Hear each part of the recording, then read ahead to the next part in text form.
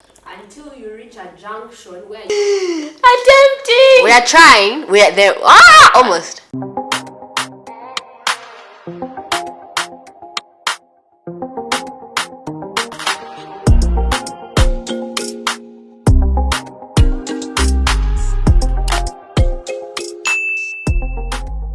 I think from my perspective, I would like to focus more on just how I have transformed the way I generally do life, and particularly my relationship with productivity and work and Goals. being useful and goals and how that relates to my worth. I wish you guys could see this tattoo. Attempting. We are trying. We are there. Almost. There we go.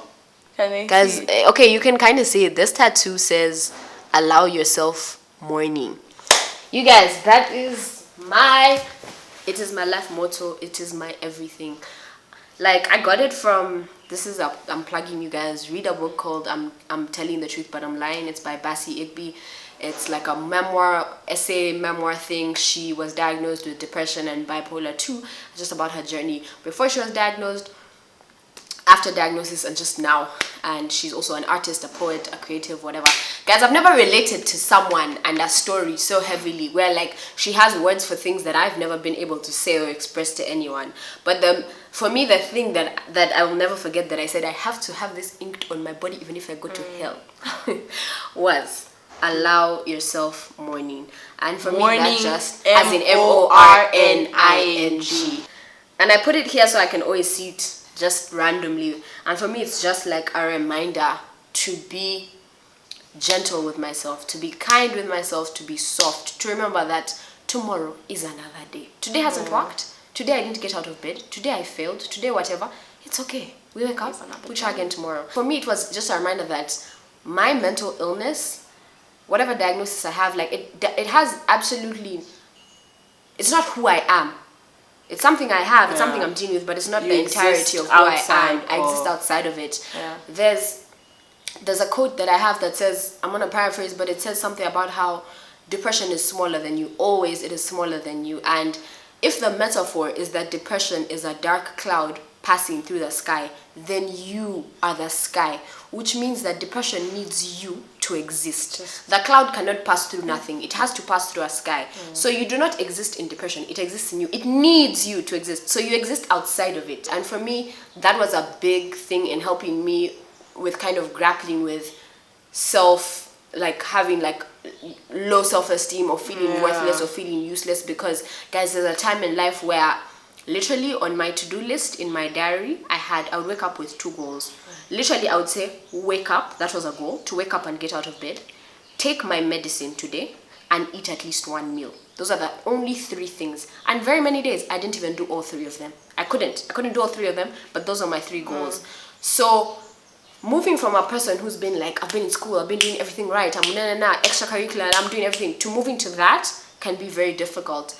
And so for me, how I've learned to navigate my mental health now and in just that aspect of life is I'm allowing myself mourning. I'm super gentle, I'm super kind, I'm super soft. At least I try to be. And my worth, I'm learning more and more every day and being more proactive about it. I do not attach my worth to my levels of productivity.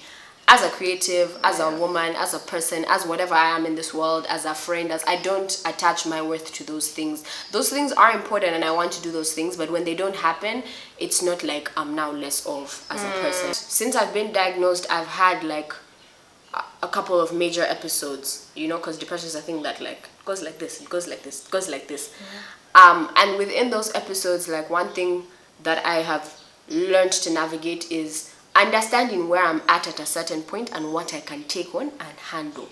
Right now in this moment, I cannot handle this amount of work. Okay, how do I break it down to what I can handle? Even reminding yourself, like, just sorry to interrupt, but like how there's times when like Shari can call me or we can have a conversation like at the beginning of the week. It's always like on your Sunday or your Monday where you're just like, breathe. Because sometimes I think we approach life from a very like I have to do this week instead of I have to do this morning or I have to do this this 2 hours or like. And I think having a mindset where you're focused, I think it also allows you to be present a bit more because you're focused. You're not focused on like on Friday I have to go and shoot this and do this. Like you're just like, today I'm doing this in the morning.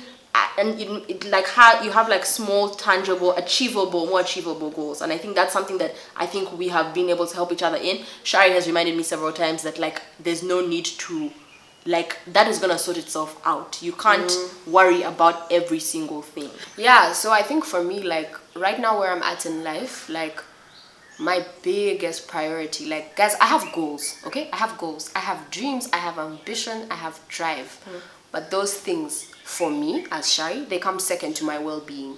And sometimes that sounds crazy in a world where all we have been trained for and taught for is work, productivity, because capitalism is a it took depression like crippling me and reaching the point of I would rather be dead to realize that, you guys, these things, they're futile. Like they're futile.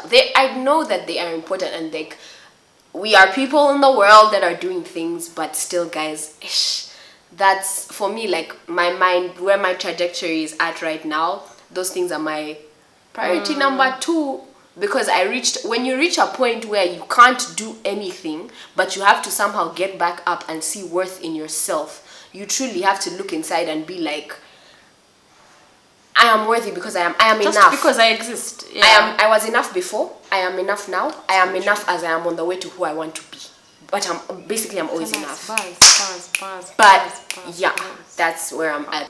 My mental health in relation to work, when I thought about this question, I was like, I think I actually said this to you last week when I was like, I don't think I balance well. I don't think I have like an agenda where I'm like, I've got the hang of this and I know I'm doing it. This is my routine. This is my schedule. I'm living it. I promise. I take it day by day.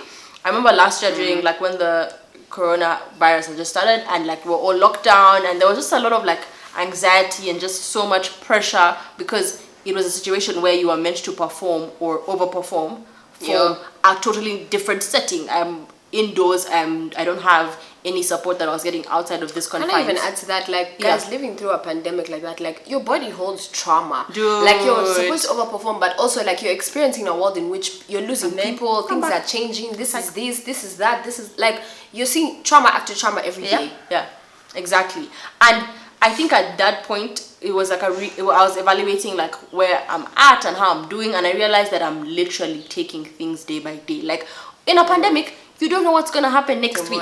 And going through that in my first year post-uni, like in a new job, figuring myself out and not even understanding, not even having enough time to like balance myself and just be like, this is where you are, this is what you're doing, I think taught me that you can't even pretend to know what's going to happen in a week. And it's not even just, it's just about being humble, guys. Like it's just about not even being humble, being realistic with yourself and with life, because life doesn't tell you that like in a week's time I'm gonna bring this challenge at office. Prepare yourself. You start preparing it's coming, you know. So what am I doing, or how am I being intentional today to make myself prepared for whatever is gonna come, because I don't know what's going to come. And I think that for me was involved like setting up a routine, because I'm someone who loves following a schedule. So having a schedule has allowed me to know that I'm going to, at the end of the day, I love binging YouTube videos. I know that I will have my 30 minutes, regardless of whether I've submitted this or I've done this. I'm going to have this time allocated. I used to call it tea time in uni. It was actually time when I just like make a cup of tea and just chill. But now it's just a time where at the end of the day, I know that this is my time. Because I think that sometimes I get overwhelmed by the number of tabs. Like sometimes I feel like I have 10,000 tabs open in my head. And so just like navigating all those things. And I used to say this thing of like, okay, I'm going to do this work during the day. Then in the evening, I'll switch to this other project or this side thing. But not realizing that even the side things, even the things I love or I do for a passion or that are passion projects, still require my mental, like me to be present and me to be there. So realizing that it's okay, and going back to what you were saying about productivity, I think I've learned that there's no position, there's no job, there's no number of, I don't know what shout out to what's her name, what's the Elaine, I forgot her second name. Vogue Editor-in-chief, Yeah. she said that, like, there is no salary that can There's evaluate nothing. your worth. There's like, literally nothing. There's no salary they can pay you and you're like, that's my worth. Exactly. Never. And I think learning that has made me realize that also have some sort of foresight to see that like there's going to be life beyond what I'm here staying up at 2 a.m. for, or saying, oh, I have to do this, or like just realizing that there's life beyond my problems or what I think is my problem in that moment, and just thinking a bit bigger or trying to think outside of what I'm experiencing or feel like I'm struggling with at that particular point. And also boundaries. Yes, I wanted to speak about boundaries. I think I actually love that I'm someone who is a bit more reserved or not quick to open up, because it has helped me a lot in spaces that I've considered toxic, or not even toxic, but spaces that I Not worth your time or your open. yeah, or not worth, exactly, not worth me opening up. Because the moment I was able to decide that this interaction is not going to benefit me mentally, it's not going to benefit me at all, I would just zone out. It does not mean I don't respect you. It doesn't mean that I'm not going to have maybe a work relationship with you, but it means that we've just set boundaries, and I love boundaries. Boundaries are so healthy. Boundaries are cute. I think realizing that some relationships are meant for a particular purpose, and you don't have to be besties with everyone. We're not trying to be homies. We're trying to have to make deals. Send me the Excel sheet and bounce. You know, Bizo. This is strictly Bizo. It's business. It has allowed me to fall back and be like, I've given what I need to give in this space, and I will respectfully withdraw at this point. I think that's something that I'm really proud of myself for doing, and I want to do a lot more. All of that being said, how have we been, or how are we intentional about taking care of our mental health right now, today, in our lives? We might have touched on that a bit, like the little things we do, daily practices and but stuff like that. But is there any other things we can add? Getting my nails done, guys. Taking myself out to manicures. And spoiling myself. Yeah, actually Ethel does that really well. I don't know how to do that yet. Ethel does that thing really well. I really enjoy spoiling myself, and it's just 2018. 2018, I rose like a phoenix from the ashes. I said, let me tell you something, darkness, I did not die. You have not won. But 2018 is when I first became super intentional about like renewing my mind. I'll say renewing my mind. And one of the ways for me that has worked is affirmations. I love to read. I love words. I love poetry. I just love words in general. So for me, that was a great way. And I started this thing called an affirmation wall. And every year I do a different one. Yes, I remember. I basically chose affirmations that spoke to my truths, that spoke to the things I was trying to fight. So that spoke to my identity, my anxieties, my negative thoughts and all of that. Some days it feels useless. Let me tell you guys something. You know when you go and they tell you, just use affirmation words, say them 10 times every morning. Let me tell you the truth. You say a thing 10 times and you're like, what am I doing? This thing you still feel like crying. It feels useless.